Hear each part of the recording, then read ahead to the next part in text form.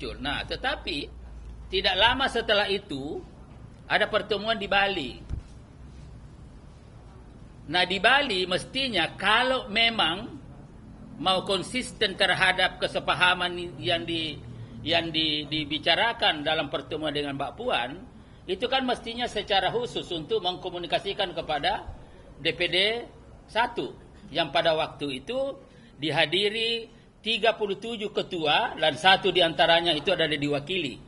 Ya, sehingga bahwa 38 betul 38 DPD tetapi diwakili ketuanya. Nah, saudara sekalian, ternyata di dalam forum itu berkembang lagi aspirasi-aspirasi lain. Sehingga kita lihat bahwa ada pernyataan ya beberapa ketua DPD 1 ya pada waktu itu yang juga menyampaikan aspirasi dukungan kepada ya dan untuk bekerja sama dengan Partai Gerindra. Nah, ini kan sesuatu yang menurut pandangan saya ini adalah sebuah akrobatik politik. Kalau ingin garis lurus, mestinya kan apa yang dibicarakan bersama dengan Mbak Puan itu dimatangkan di sana sebagai masukan kepada tim teknis. Tapi kan ini tidak, malah ada pernyataan-pernyataan lain. Nah, itu yang saya katakan, untuk menggambarkan langkah-langkah ini, itu istilah mungkin yang paling mendekati dengan realitas sosial yang ada itu adalah akrobatik politik.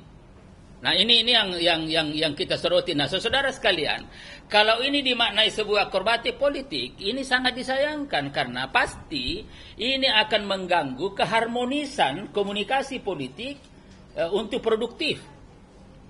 Jadi ini mengganggu keharmonisan.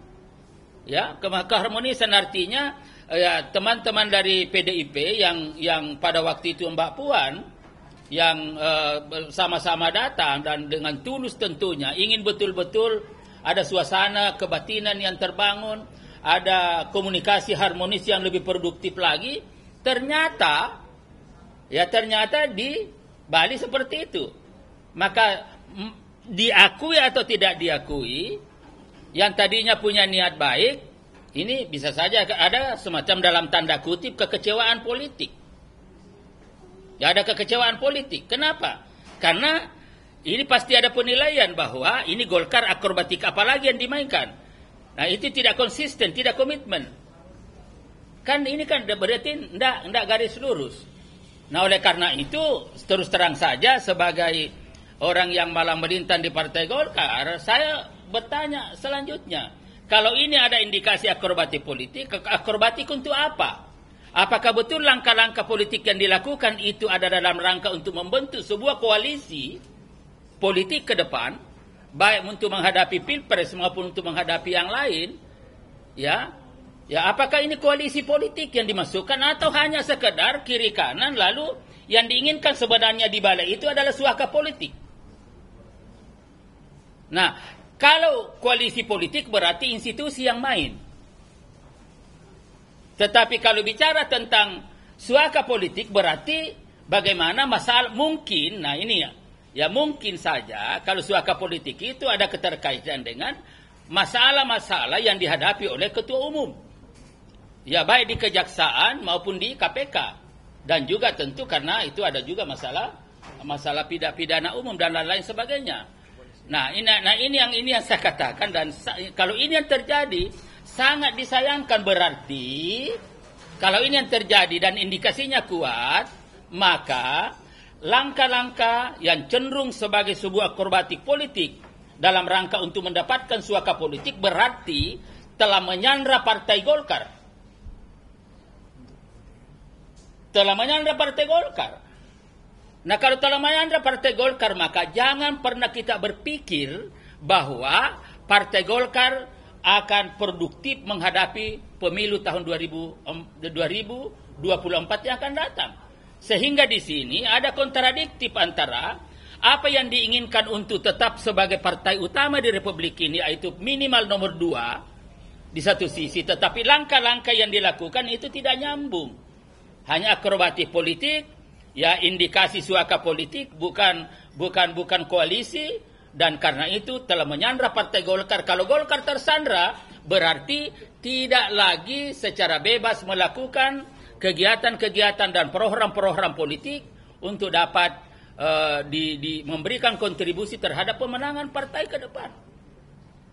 Nah, ini yang saya katakan. Oleh karena itu, saya tetap berdasarkan fakta-fakta yang ada bahwa ya, Saudara Airlangga dengan berbagai kasus yang ada, ya kita sudah tahu bagaimana misalkan masalah minyak.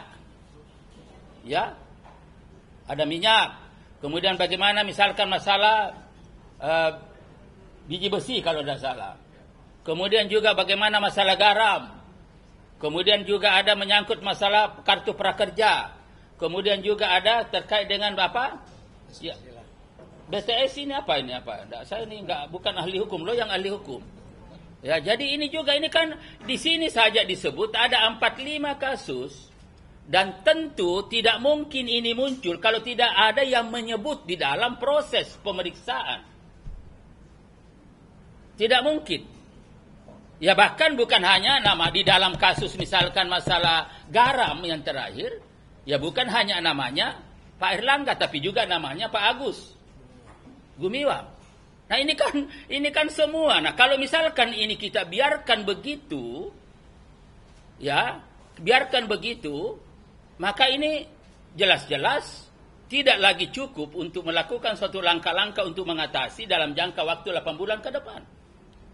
Nah itulah sebabnya kami dari tim Pemrakarsa Gerakan Kebangkitan Partai Golkar berpandangan bahwa Jaksa Agung jangan sampai juga di sana ini Kejaksaan Agung adalah lembaga hukum, bukan lembaga politik.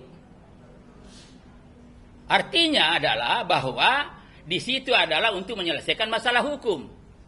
Jangan di situ nanti menjadi instrumen mendapatkan suaka politik. Itulah maksudnya. Jadi ini jangan ini lembaga hukum. Artinya kalau lembaga hukum maka diproses sesuai dengan fakta-fakta hukum yang ada, apa sudah memenuhi alat bukti atau tidak, dan menurut ini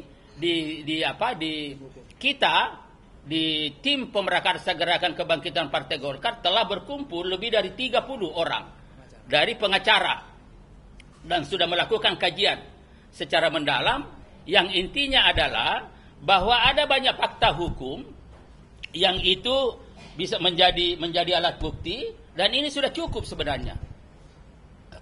Nah kalau ini sudah cukup maka ditambah lagi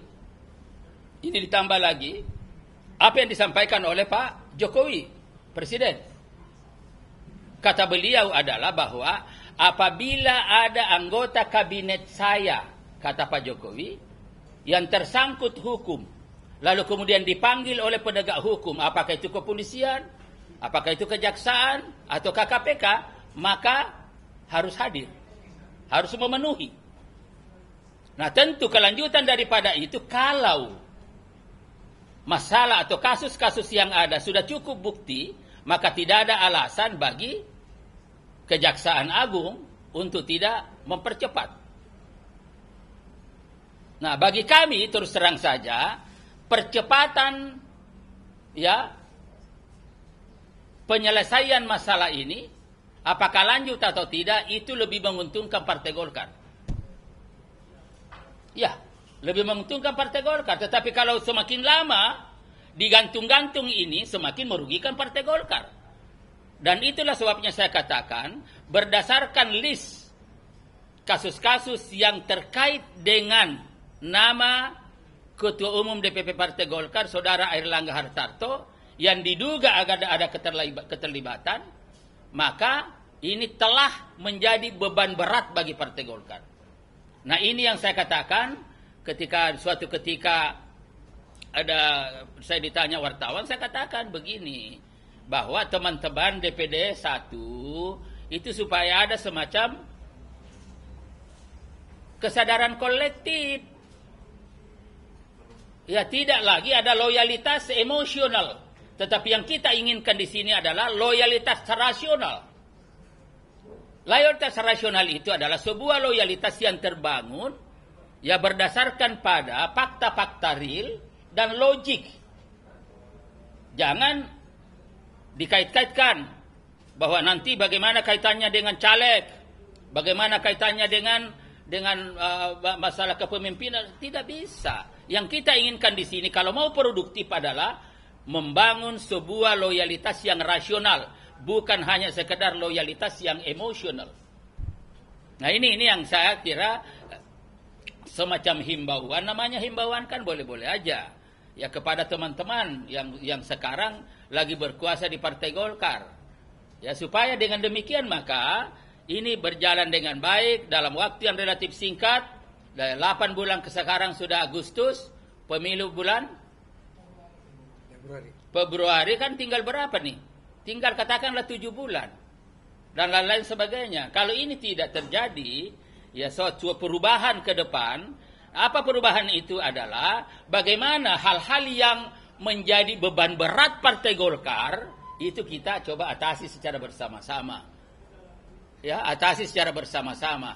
Dan ini hanya bisa dilakukan apabila ada kesadaran kolektif yang terbangun dari seluruh keluarga besar Partai Golkar yang didasarkan pada perjuangan politik yang ideologis, yang konseptual, dan yang paling penting lagi adalah loyalitas rasional, bukan loyalitas emosional, hanya sekedar menyelamatkan diri.